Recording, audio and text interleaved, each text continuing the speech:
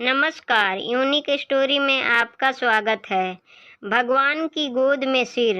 एक लड़की ने एक संत जी को बताया कि मेरे पिता बहुत बीमार हैं और अपने पलंग से उठ भी नहीं सकते।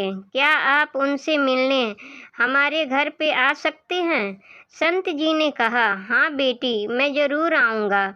संत जब उनसे मिलने उनके घर पर गए तो देखा कि एक बूढ़ा और बीमार आदमी पलंग पर दो तकियों पर सिर रख के लेटा हुआ है, लेकिन एक खाली कुर्सी उसके पलंग के सामने पड़ी थी। संत जी ने उस बूढ़े और बीमार आदमी से पूछा कि मुझे लगता है कि शायद आप मेरे ही आने की उम्मीद कर रहे थे। उस वृद्ध आदमी ने कहा, जी नहीं, आप कौन हैं?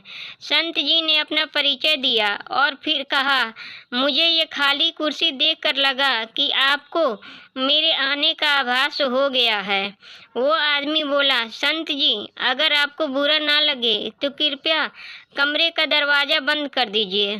संत जी को थोड़ी हैरानी तो हुई, फिर भी संत जी ने दरवाज़ा बंद कर दिया। वो बीमार आदमी बोला कि दरअसल इस खाली कुर्सी का राज मैंने आज तक किसी को भी नहीं बताया है, अपनी बेटी को भी नहीं। मैं अपने पूरे जीवन में ये जान नहीं सका कि प्रार्थना कैसे की जाती है, लेकिन मैं प्रत्येक दिन मंदिर जाता अवश्य था, लेकिन कुछ समझ नहीं आता था।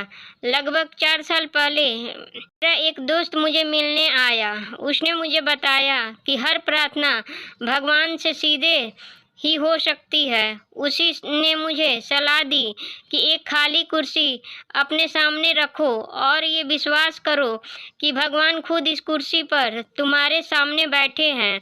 फिर भगवान से ठीक वैसे ही बात करना शुरू करो जैसे कि अभी तुम मुझसे कर रहे हो। वो हमारी हर फरियाद सुनता है। और जब मैंने ऐसा ही करके देखा, मुझे बहुत अच्छा लगा। फिर तो मैं प्रत्येक दिन 2-2 घंटे तक ऐसे ही भगवान से बातें करने लगा। लेकिन मैं इस बात का विशेष ध्यान रखता था कि मेरी बेटी कभी मुझे ऐसा करते देख न ले। अगर वो देख लेती तो उसे लगता कि मैं पागल हो गया हूँ।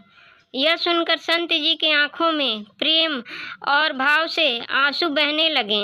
संत जी ने उस बुजुर्ग से कहा कि आप सबसे ऊंची भक्ति कर रहे हो। फिर उस बीमार आदमी के सिर पर हाथ रखा और कहा, अपनी सच्ची प्रेम भक्ति को जारी रखो। संत जी अपने आश्रम में लौट गए।